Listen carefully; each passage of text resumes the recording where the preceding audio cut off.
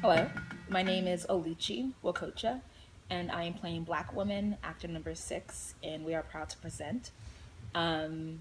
I'm from Sacramento. I've been acting since I got into college, so not very long. And the last show I was in also dealt with race because it was Clybourne Park by Bruce Norris. And so that also dealt with race and gentrification. And so it's kind of totally relatable to what we're doing now. And I also played a Black woman in that show as well. So that's something I'm really good at, being Black and playing a woman. So the last time I was discriminated against was like last week. I was driving home and there's this officer stopped in the middle of the street and had his flashlight out and he was doing all kinds of things like this. And he was a white officer. And I didn't know what this meant because I don't interact with the police on a daily basis. And there's a car in front of me, a pickup truck, and he's talking with the truck in front of me. They're stopped. We're both stopped. I'm right behind the truck. They're laughing. They're joking around or whatever. It's very jovial. And, you know, I'm right behind the truck. And so the truck pulls away. I'm in the same position. The police officer turns to me and he starts yelling. He's like, "What are you doing? You trying to run me over?"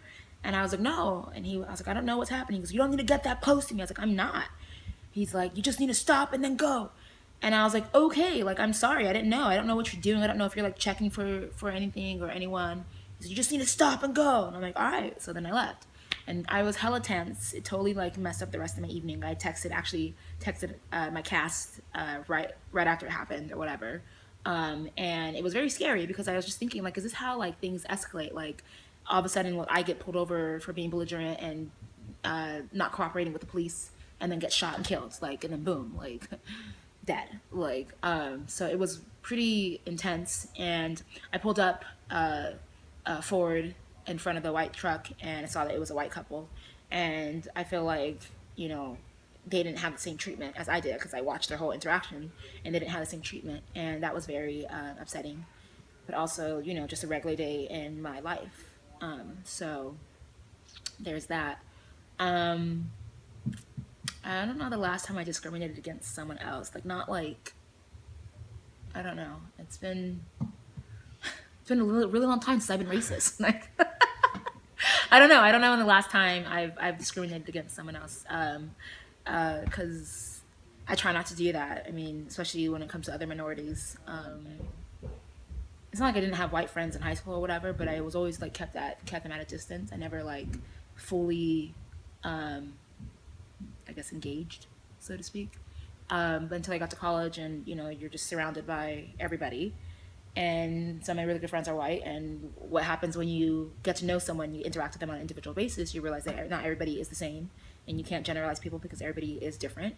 And so that's what happens when you get to know people from different cultures and backgrounds, because you get to understand that not everybody is this way. If my only interaction with white people had been, you know, has up until that point been racist and scary, then that's how I'm going to be viewing all white people. Like, if the police officer interaction with black people is only seen as criminals when they're doing something wrong, then every black person they see is going to be a criminal by default. So it's kind of the same thing. That's with anybody, any race, whether they're like old or young. Until you get to know someone on an individual basis, you don't really get to know that person or what they've been through or what they've walked through in life, because how can you know just based on looking at them? I mean, I majored in African American Studies and in theater in college, and I was a big fan of history, and I love history. It was like my favorite subject besides English in high school. And I think knowing your history is very important. Knowing the past to help you with your present and to, you know, help you with your future. Like, that's something that people don't do or know. You know, if you don't know your history, how can you not repeat the same mistakes again and again and again? I mean, this genocide happened, then like World War I happened, and they had another genocide.